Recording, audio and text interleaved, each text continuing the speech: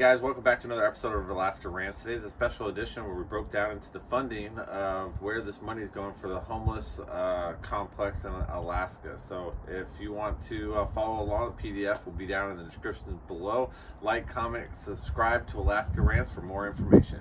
Welcome back to another episode of Alaskan Rants. I'm your host today, Marcus Moore. I'm here joined with my guest, Terry Drake. He's outreaching here in the homeless population for Anchorage. He's been doing hand you out meals, sort of data tabulations, and sort of tracking the funding on where these nonprofits and these NGOs are getting their money from and what it's getting spent on. This will be our third installment of the homeless issue on what's going on in Anchorage. And today we're going to actually do a breakdown and dive into Anchorage's housing, homeless funding, where the money came from, starting from 2016 all the way up to today. And we found some noticeable fraudulent things we want to talk about, some noticeable positive things we want to talk about.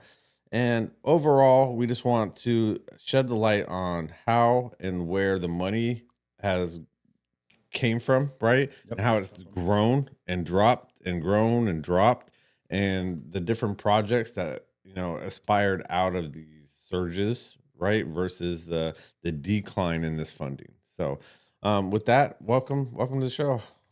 Welcome, guys. Don't know what to say right now. Yeah, the funding thing, it's really, it's hard to track. You look at it, some of the data just doesn't make any sense. You see multiple data sets from multiple people. None of it jives, completely. In fact, some of it's just totally different, totally way off.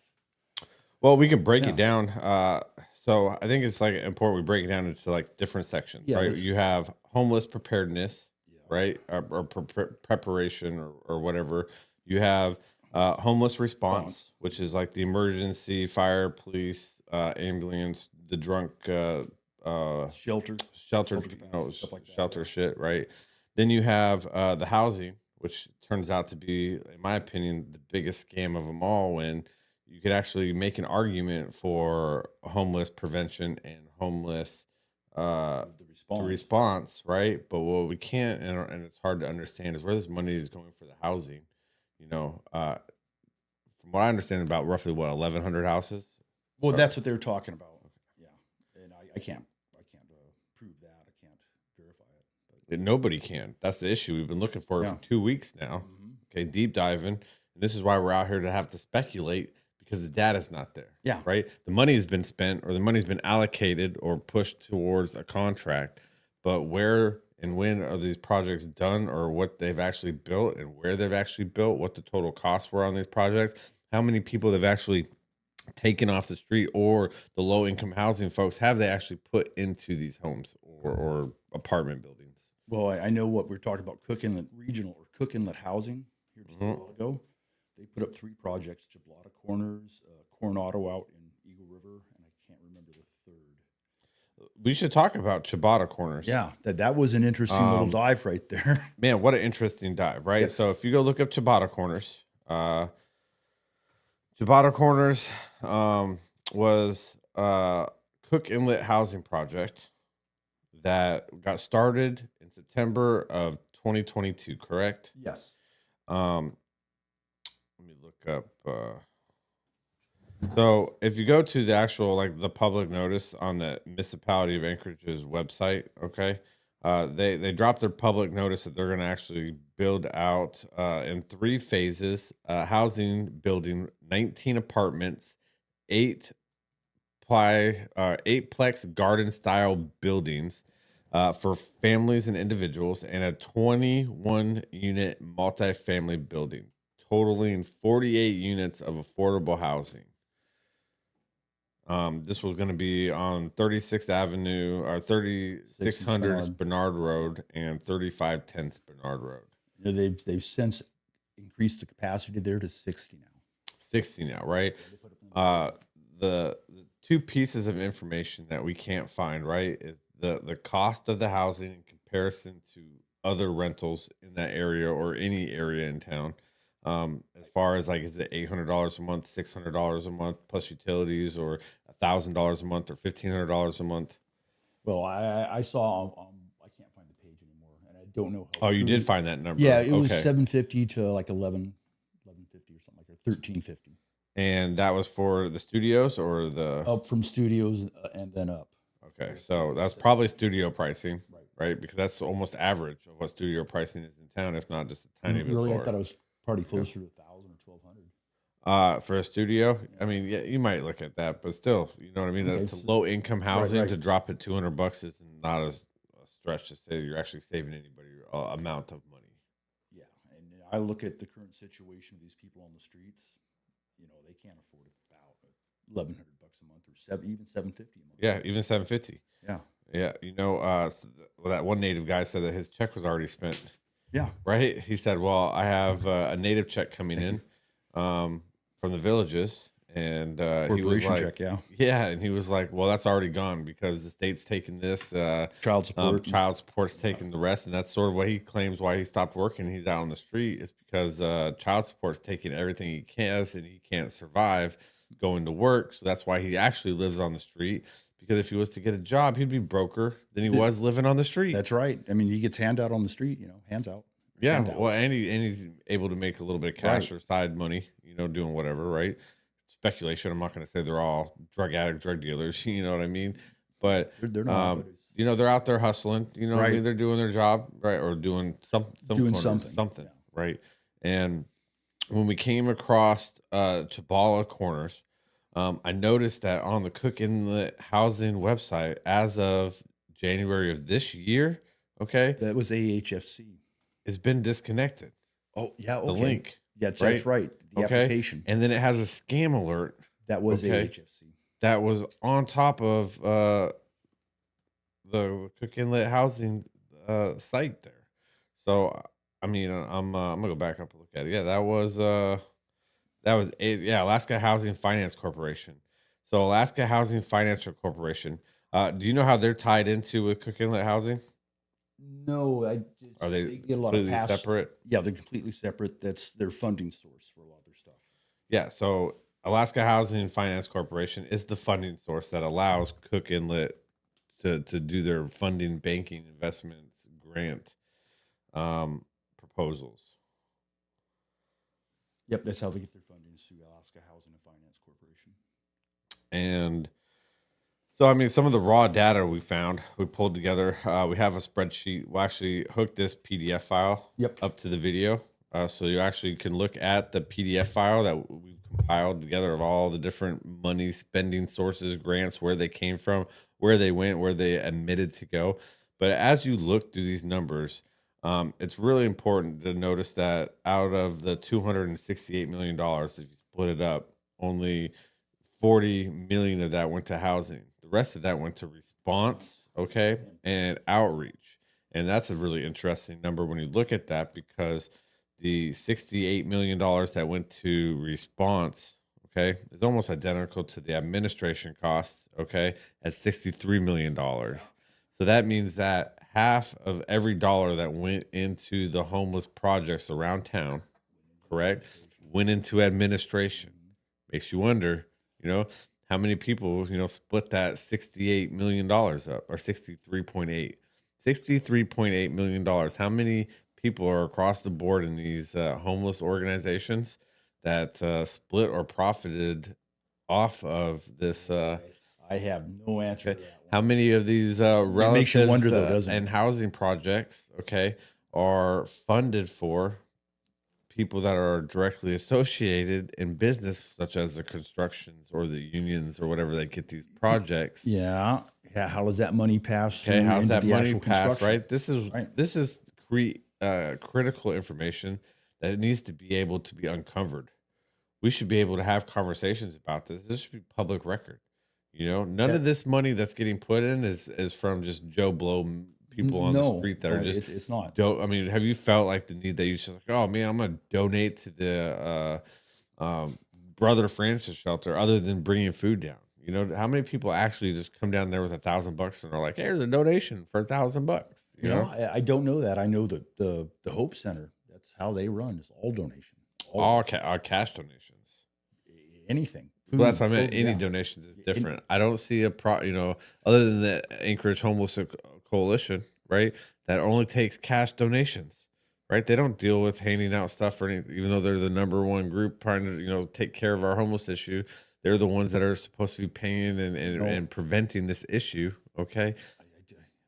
I haven't looked at the donation process. It's cash only, huh? Yeah, well, that's what I'm saying. Like all Oh their yeah. grants, all their stuff's all cash, right? And then as we're breaking down the numbers, we're noticing that 50% of every dollar is going to the administration. They don't break down what those No. salaries or investments or what they're doing as a nonprofit. We don't know, because to me, a nonprofit, if you're bringing in that kind of money, you should be providing a resource and outreach and building, right? They Right. should be funding their own shit. Why are we still funding money through the city back into homelessness? Well, anytime you get government involved, there's just too many strings. That's why the Hope Center does so well. I mean, they don't have any strings. They can spend the money as they see fit and how it's needed. Yeah, coalition. I wonder because I know a few of the people there, and some of them are just absolutely great people. Their outreach team seems to be pretty good. The one guy I know, I don't see them doing proper outreach when you set up a tent there at Davis Park and expect everybody to come to you. Half these people aren't going to leave their camp. They're afraid their crap's going to get stolen. Yeah. The guy yesterday was going to walk with us. Oh, you weren't there. Was down there. Was it down bottom of C Street? Talking to somebody, and he was on. Oh yeah, it's down by the ball fields, right there on. I think it was CA. Well, anyways, the guy was out there. He was going to help me bring food back, but he was afraid to leave his tent because I know everybody here, but someone's going to steal my shit. Sorry about that. Yeah. Yeah, the second that you leave your camp, Yeah. your Your stuff's gone. Your stuff's gone, right? Yeah. And I guess let's bring this back to like a year by year basis. 'Cause I think that's an important Yeah. issue after we're talking about like the 50% of the dollars missing, right? 50 cents out of every dollar missing. I think it's important for us to say, all right, back pre 2016, okay, Mhm. our homeless problem was only around $3 to $5 million, if that. Okay, and we had a steady increase, or a steady, same amount of homeless that we basically have on the streets today. Okay, the number hasn't really increased a lot. Okay, Since 2016, 2016, 256%. 256%. Well, yeah, for the That's homeless population, but yeah. the money, the funding, Oh, yeah, it has the gone down. funding, yes, has gone down, right? So if we think about pre-COVID numbers that we spent on homeless was roughly $5 million $1 on a year. average year, Yeah. right? You think that's fair? Some six, Yeah, some years were that's what we two. were looking at. Okay, so fair. Let's average it out, $6 million. Okay, I know you know the number. This blew my mind. Okay, so for a decade, we spent $5 million a year, Yeah. $6 million a year on homeless, And and in now, 2020, is it that 80, number jumped up $89 $80 million? million. Okay, and what did we see? We seen a bunch of nonprofits jump up out of nowhere Yep. to come help the homeless. Okay, instantly now that there's money in this game, okay, everybody wants in the game right Oh yeah. now. What we found out on looking at a lot of these people, and just a couple that we just pulled out at random, Right. these board members just recently started 2019, 2020, right when this scam It happened. Yeah. came out. Okay, and it blows my mind. Okay, that we literally went from a problem that nobody was concerned about, nobody cared about, Now it's a 2014 crisis. to 2016. We were only spending $5 million. Nobody even talked about homeless. Nope. All right. And then all of a sudden COVID hits, and now we're in a crisis, and now we're getting, $263 million over the course of the last 5 years. Okay. To $500 million in the last 10. Okay. And we're seeing nothing but more and more issues. The homeless are becoming more of a problem, more of a threat than they've ever been. This is what happens when you don't prescribe any type of treatment for either mental illness, drugs, or whatever else. When you just give them we give it all to them for free. You're going to have people coming in. They'll come in from the villages. You'll have people coming in from out of state. Dumbest thing I've ever heard of, but yeah, it happens. Yep. I've seen it. Talked to some guy from California 2 years ago. We talked to people that were planning on just going down and being homeless in Washington or Yeah. California, Yeah. and then they're coming back in the wintertime. Okay, But that's crazy. I know. Why are they Well, coming like I back? Because they said, get all that funding. they got free shelter. They've got free food. They got free medical care. Fuck, I don't have any. Well, I got shelter. I've got food. They're passing that homeless bill of rights, to give. That frightens me because right now they won't arrest them. Well, I take that back. They will ticket them, but you take it to the prosecutor and they kick it loose. Yeah, they're gone. So why should the cops start handing out tickets anymore? We spent all this money. To be honest, the funding sources we were looking at, I truly don't believe that includes police response, fire response, EMS responses. Doesn't involve the community service patrol. They've rebranded their name. There's several other things that I don't think they include in that list. So let's talk about this COVID number. Yeah. Let's pull it Okay. back up. 89,149,226.24. Where did it go? Where did that money go? I mean, I think a lot of it went to running the shelters. Yeah, but that number is $13.8 million. So that leaves I'm looking at it. Yeah. So, okay. And that leaves $22 million. Okay. Went to mortgage assistance and rental assistance that they claim helped 18,694 individuals. Is that kind of like the gift cards? Yeah, that might have been the gift cards. Okay. But that leaves $28.5 million unaccounted for. Yeah, we have no idea where it went. Okay. $28 million. Okay. I don't even understand this number. Okay. A lot of people can't understand. No, how do you accounting error lose $28 million? All right. Now we go into 2022 and 2021, right? Mm-hmm. So if we look at 2016 to 2019, total average spending in that entire time frame from 2016 to 2019, $18,200,000. Okay, 2020 hit 90 million. There's that free federal cash. $90 million. Okay, in 2021, that funding kind of started to drop. Right, they were like, we're not funding everything forever. That's right. We were in this welfare handout state. It dropped to 60 million. Okay, so we went 90 million, 60 million. Now this trend is continuously trying to half itself right now. Yep. Okay, 90, 60. Then we went 2022, 40 million. Okay, and again, all of this is saying that this is going into housing projects. Okay, but if we look at 2021, right, we said that, let's look at 2020. We said that out of the $89 million, right, only 22 million went to housing. Okay, in 2021 we had 60 million. Okay, only out of that 60 million, 38 million went to housing. Okay, so 2022, 40 million. Okay, this is where 11.8 million went to the affordable housing for the Rants, Rasmussen. Oh, yeah, Rasmussen, foundation. Sorry for everyone. Like you guys all listen to me and watch me. I got a speech impediment. I got some, shit in my mouth. I have a hard time producing some big ass words. It's a curse. Out. It's a curse. Yes, it is. All right, now we're in 2023. $25 million. All right, came in. And they also increased the alcohol tax usage, brought on 18 million. So now you're up to $40 million. Okay. Yep. They end the operation in Sullivan Arena, cost them $2 million out of that to clean up. Yep. The rest of the money unaccounted for.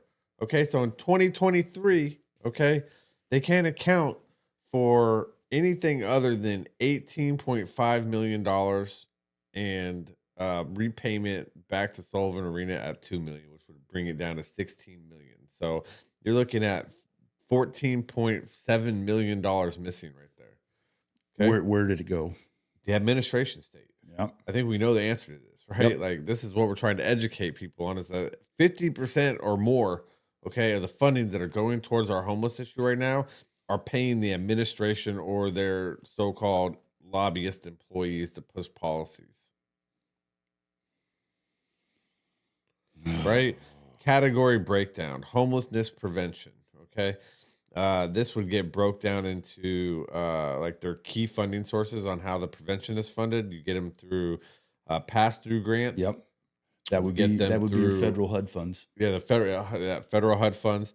The alcohol tax that's generated from the Anchorage residents purchasing alcohol, and then we take it out of the general fund from the MOA, Right. right? Yep. And if we look at that breakdown on just what got pulled out, let's say in 2022, okay, uh, only 5% of that came out of our budget, right? But it's crazy if you actually look at what the MOA area wide grant was, and it's always between 3.5 and $4 million. Right. Guess what? That's what we were spending pre 2020 from 2019 all the way back into the history of time that we can look back. Right. Okay. We've been pulling that amount of money out for the homeless in Anchorage.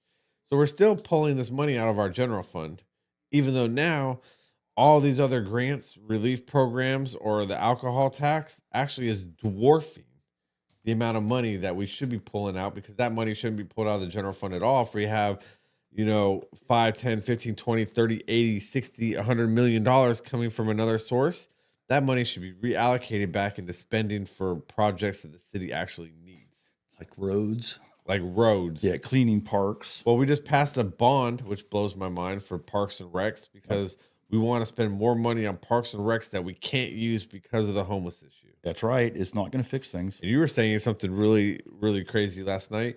What happens after night at dark? Are you traveling those trails when the sun falls? Hell no.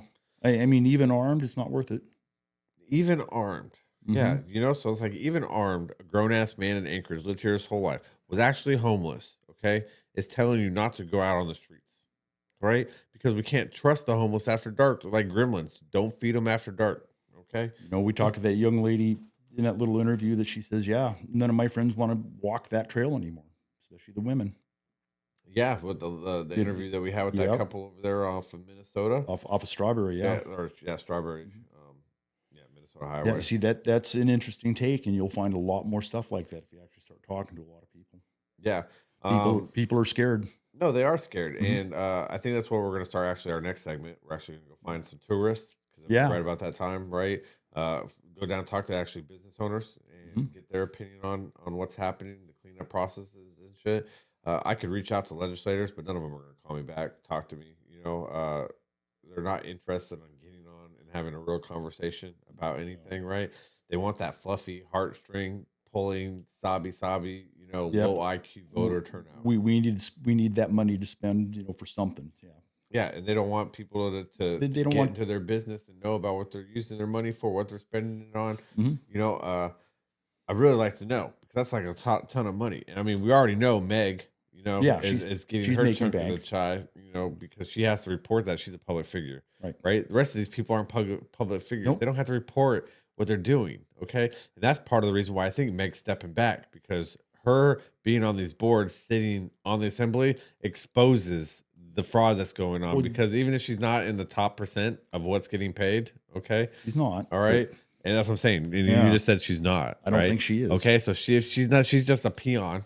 Okay, just getting a little handout because she's getting a reward back for being on the assembly and pushing these policies. Okay, a Democrat at heart, a socialist communist. Okay, she is. All right, at heart. Okay, nothing about her is American. Watch her during the Pledge of Allegiance. Oh yeah, hands folded, looking down. Yeah, because she's not an American. No. Okay. No, she does not.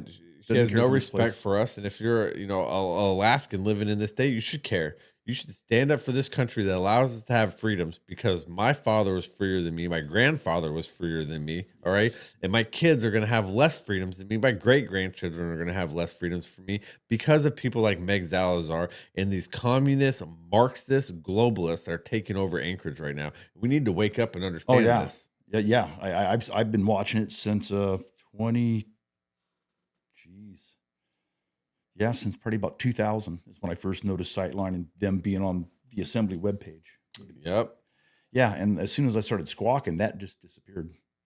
But they're still entrenched. They never try to hide it, right? They never, like, this information here on what they don't right away until you call them out. Yeah, until you call them out, right? They never try to hide it. They're actually surprisingly very truthful. Okay. Yeah. They put these documents out, these white papers. They have these expos. They have these grass town hall meetings, right? Right. And they never really try to lie to you. They'll tell you flat out. They just won't answer your questions. Right. Okay. Like they'll come out and say they're a little puff piece. And then when you ask them an actual logical, data driven question, shut that conspiracy theorist up. You know what I mean? Like we don't need any misinformation given over here, right? It's like I'm not even giving you any information. I'm just asking questions. I found this data. Are we not believing in the science anymore? All right. Weren't you the ones in 2020 told me to follow the science, Well, get the jab, wear the mask, like I'm not supposed to follow the science. So I'm just asking you some data driven conversations, not even on the science, right? Well, here's something you'll love. I had a conversation with Jeanette Lee. It was a short one, but I was asking her Sightline's policies on oil and gas, like in Washington, Oregon, Montana, all that stuff. They want you to go to electricity, no more oil and gas. Yep. And I asked her a direct question. And she's here in Alaska.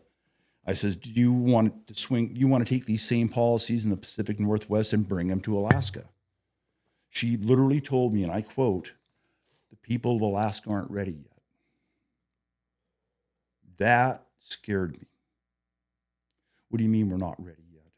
We're not ready for you to take over the oil fields and shut it all down? We're not. We're going to freeze in the dark, just like we used to say in the 70s. We don't care how you do it outside. You guys can just freeze in the dark. Oh, well, that's Cut off the sort oil.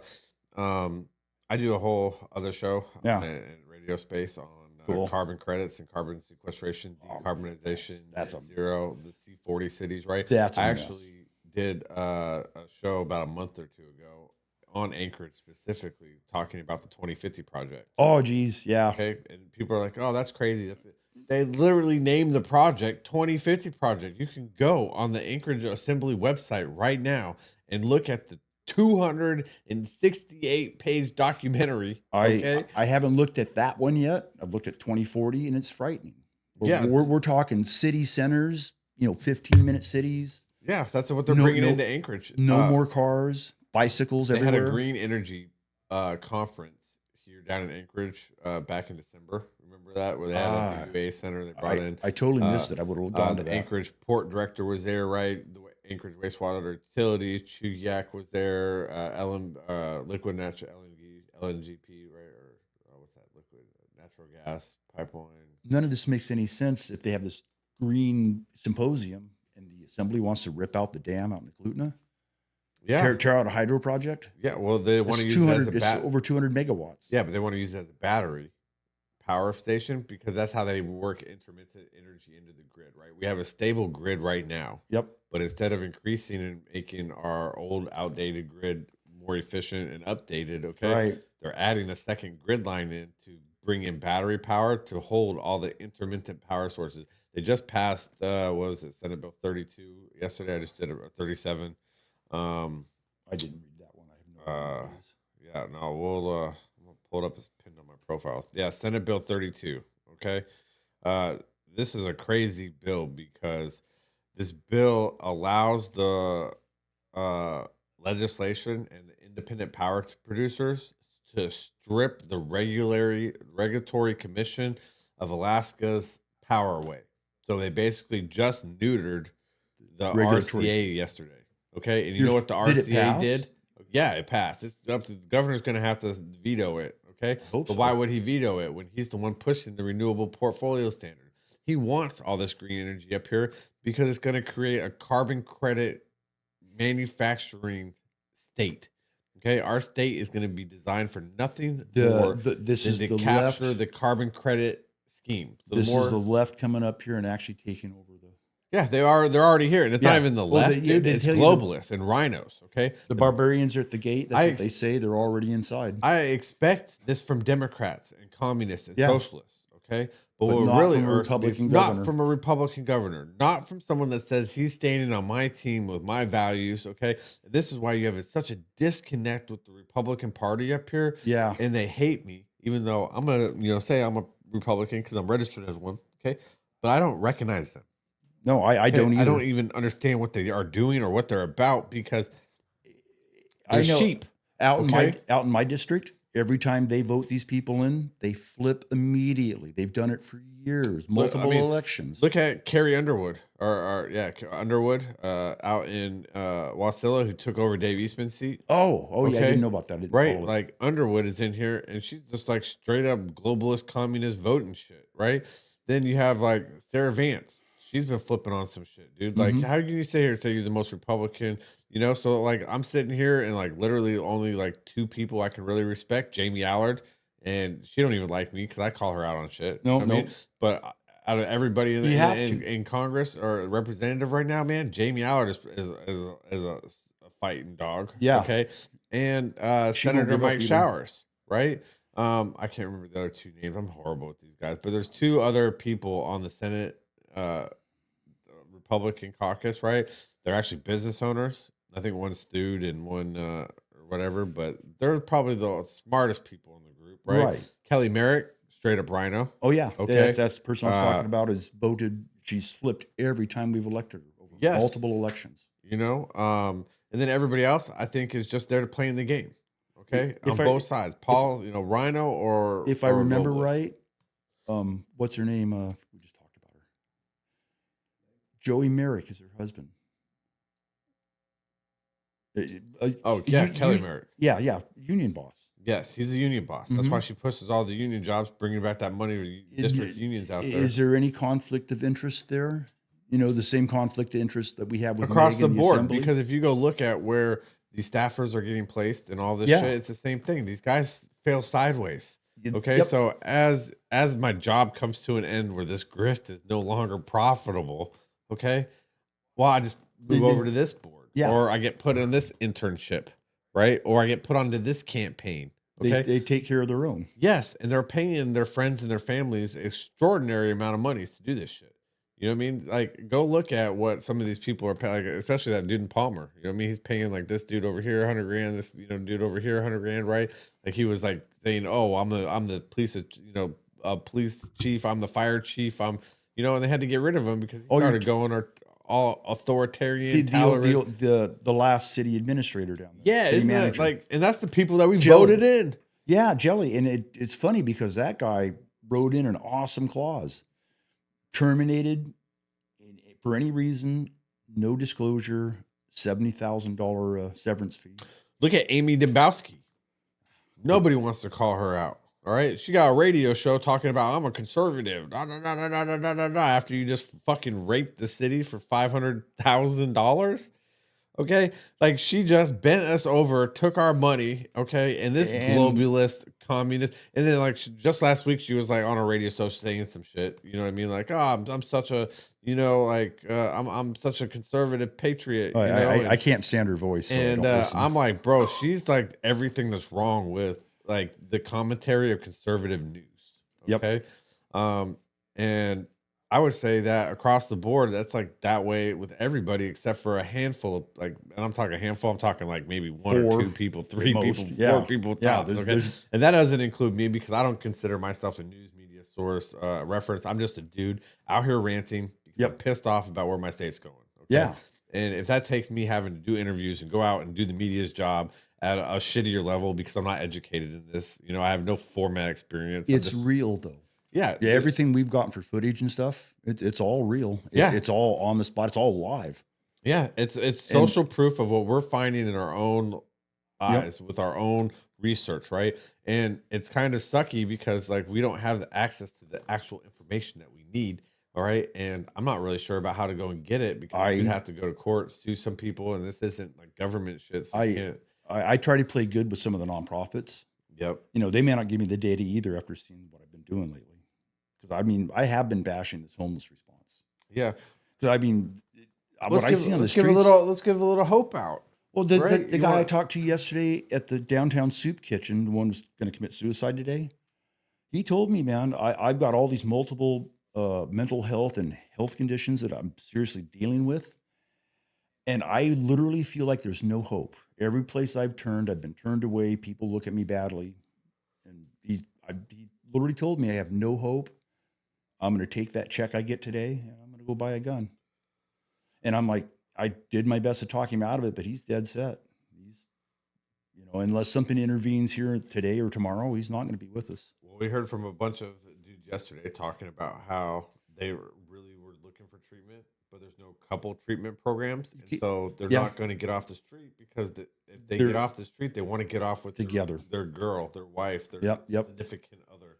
That was the problem with shelter too. There was a very small amount, limited amount of beds for couples. And we find more couples, yes, we do. okay, than we find single occupants. I wouldn't say that because all my travels, there's a lot of single occupants, and I'm only going to guess. I would say that's the camps because we Yeah. haven't actually went out on the trails yet just to meet random people, right? But I would say the couple we met at Goose Lake Park, that was a couple. They'd actually Yes. been there for years. I didn't realize that was the same camp I visited earlier. It just moved over a couple hundred feet, maybe 1,000 feet from where it was. yeah, well, that tends to be the case. The one guy there yesterday that just wanted to have a conversation, like he ain't talked to someone in 20 years. Yeah. right? Cool guy, he just rambled, right? Because he Yep. just wanted some human contact. Okay, he said, "Yeah, I'm just literally moving across the street." Yeah. He was literally packing up his tent and moving across the street. I want to end this show off with a little bit of hope, okay? And I know that you have a lot of love for the Hope Yeah. Foundation. Well, yeah, I do. You know, Yeah, so the Hope Center. you want to say something about the Hope Center, right? And then let's finish off about talking about the cool things that we've seen yesterday with the homeless actually doing cleanup. Okay, with the Hope Center, I mean, these people are worthy of your assistance, your donations. They're one of two shelters here in town that the Muni does not control. I mean, they've tried in the past by several lawsuits, but these people are doing a good job. They've got a wall of fame of about maybe 100 people they've graduated through their program. And most of these people, like I think 9/10 of them, are still doing well. They're still working. They're housed. They're independent. So any donations you can, monetary, food, clothing, any donations you might have, I would take them down to the downtown Hope Center in the soup kitchen. They hand out stuff every day, and they could use your assistance. These are people, like I said, that don't have strings attached by the Muni. They take the money, they spend it wisely, and they spend it well. Unlike what I've seen with some of the other nonprofits in town that have, I think, wasted a lot of cash. Yeah, so I strongly support the downtown soup kitchen. In fact, I'm going to take some stuff I've gotten that I can't donate out in the streets. I'm going to take it to them, a bunch of clothing. That's what's up. Yeah. Very cool. Sorry, I was. No worries. I just want these people to do a good job, and they have been.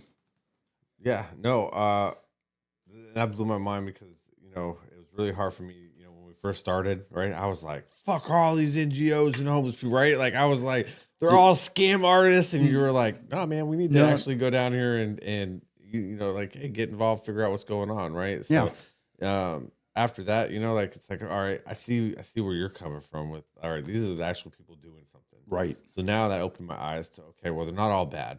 No, Okay. I think Rural Cap We seems need to job. separate the ones that are good from bad and bring light to the ones that are good. And we need to call out, reprimand, and shame and blast these ones that are fraudulent, stealing this money, becoming rich off of us. Okay. Mm-hmm. And then 2, not all homeless people are equal. We showed some videos of some crazy, that stabbing guy, and the weird crazy clown suit, and like that shit, you know what I mean? Like, so that shit is like, all right, that's what we expect, right? But what I don't expect is to walk up to a homeless camp that's got 12 bags filled up outside of the camp ready to get picked up, actively cleaning the camp, okay? 2 women there, out there filling bags and cleaning the camp up, okay?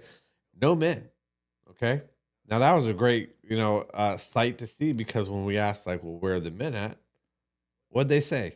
Working. Oh, they're at work. Isn't Right. Yeah, right. Josh was like, okay, like Josh is working, right? Yeah. And then they were telling us how Josh, went out and got a job, went out and got 2 jobs, went out and got 3 jobs, okay? Yeah. And then he came back and got 5 other dudes in his camp work too. Isn't that amazing? That's where I see hope. Yes. I've been talking to those guys for like 2 years now, and Josh was working back then. Josh was working back when we first started this a couple months ago when we went out with you the first time and I actually met Josh. We got Josh on our very first homeless interview. If you didn't see that, check out our first segment of our homeless interview because Josh is in there and he was Yeah. talking.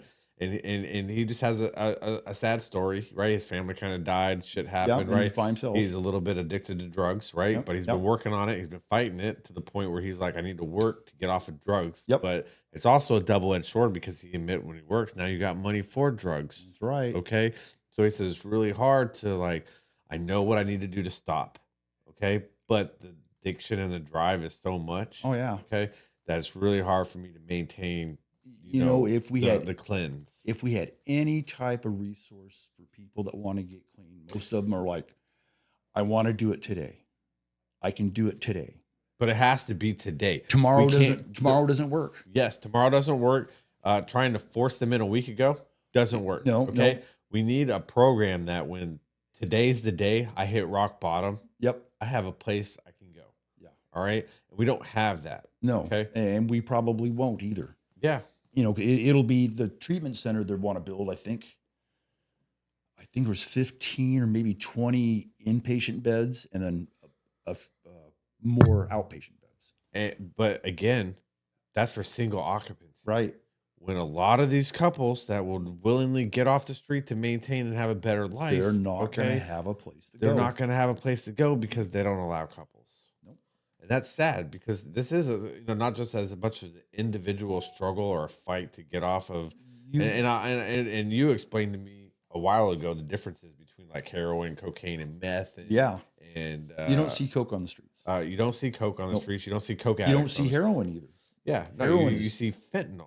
Fentanyl. Right. But then you explained to me the difference of addiction in that cocaine, give or take, you can get off alcohol, give or take, you can get off of it. Right.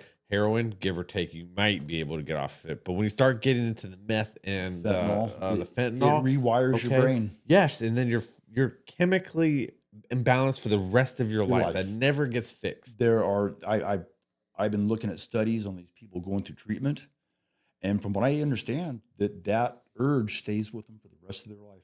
And that's what Josh said. Josh said that. He said, Yeah. man, it sucks because if I would have just stayed on, he's like, I started on heroin. Yep. You know what I mean?